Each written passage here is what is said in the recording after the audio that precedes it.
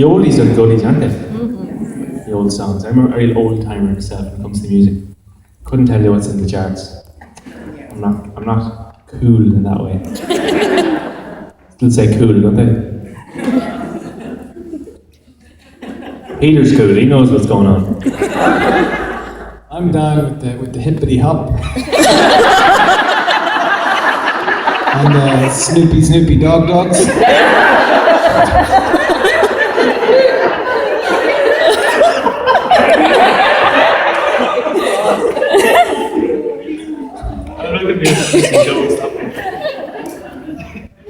He throws me a curveball every show.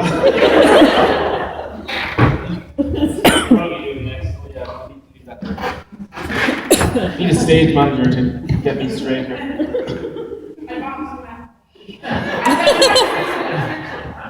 There's always one.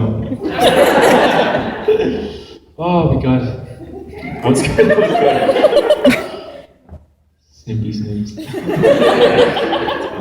Good stuff. So, where was I? So over the last few years, obviously, I've been doing a lot of shows, touring a lot. And actually, I meant to tell you this story. The whole way I got into Celtic Thunder, in that it almost never happened for me. And a lot of people don't know this, in that the auditions kind of happened. I was in college at the time, studying opera and theatre and all that sort of stuff, and very much on that direction. And I heard about these auditions for this Irish music show that I never, because Ireland's a small place and, you just about have electricity. Well, you get that a lot as well, and some American people come, so, do you guys have TVs in Ireland? Yep, running water, the whole lot. Seriously, I don't know what you're laughing at. You've all asked it yourselves at one point, have you?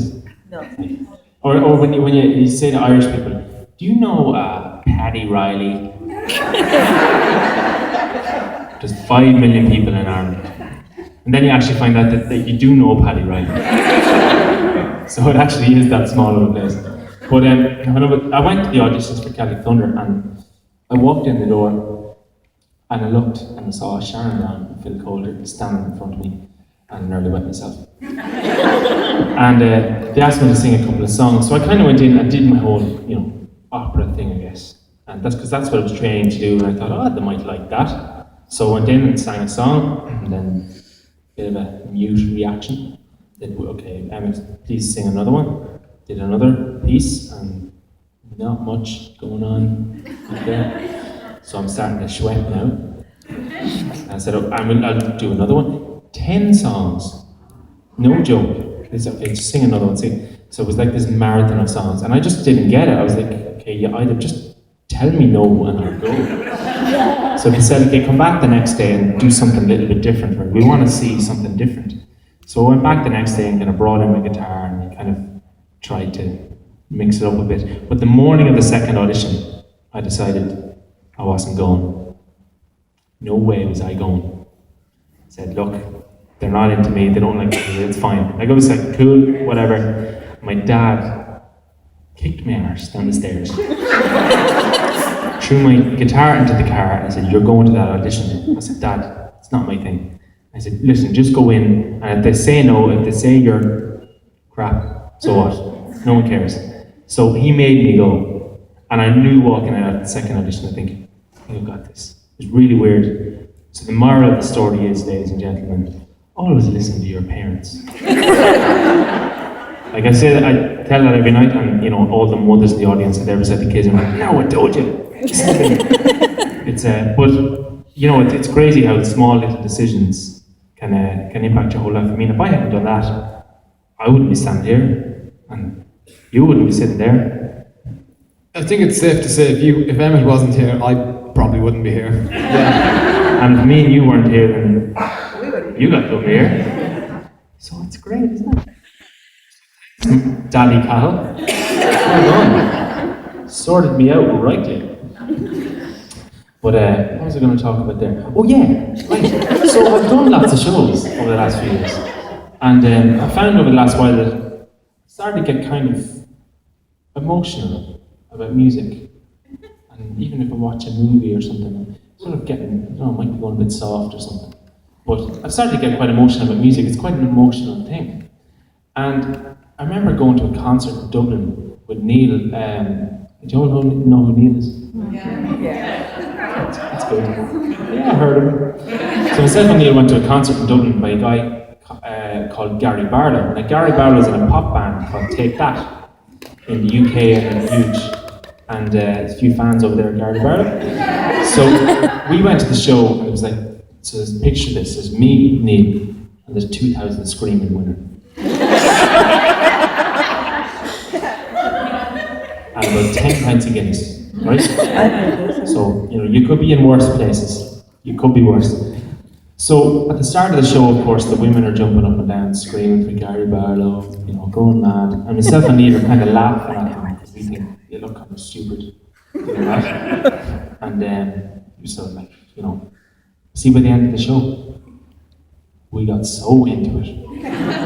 We were up on the seats screaming and dancing and shouting. We were like knocking women out of the way to get up to the stage. Full fights going on, Again, no one sued me. But we got so into it was brilliant. And what we didn't know actually was that Colin is quite a big fan of Gary Barlow. And we kept this pretty quiet.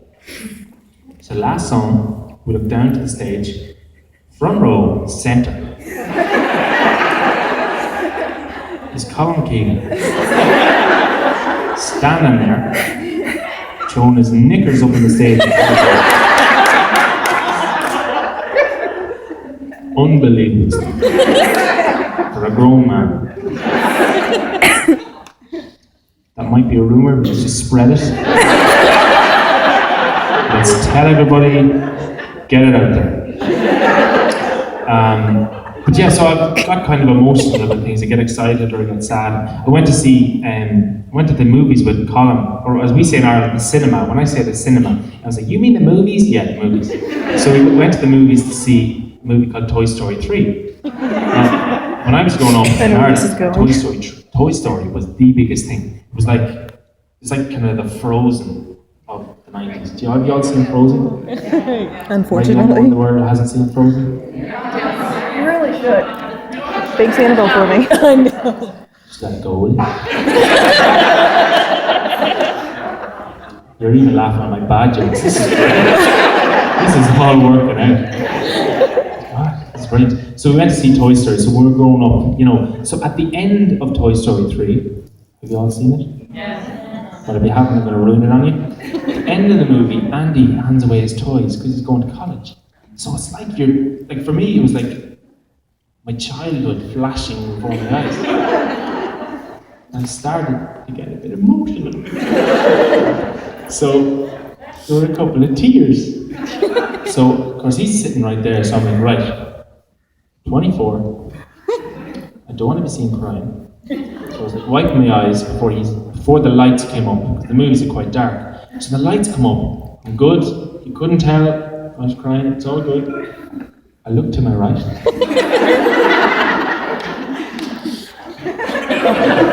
And his face is drenched.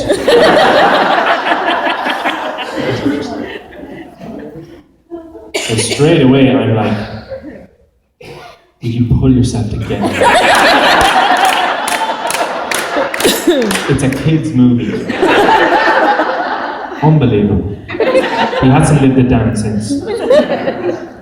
But I'm going to sing a song from the second Toy Story movie. It's one of my favourites. Beautiful song written by Randy Newman. This is When Somebody Loved Me.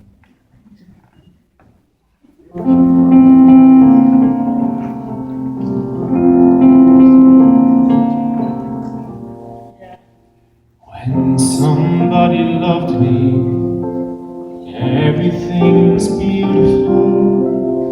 Every hour we spent together lives within my heart. And when she was sad, I was there to dry her tears. And when she was lonely, so was I. When she loved me.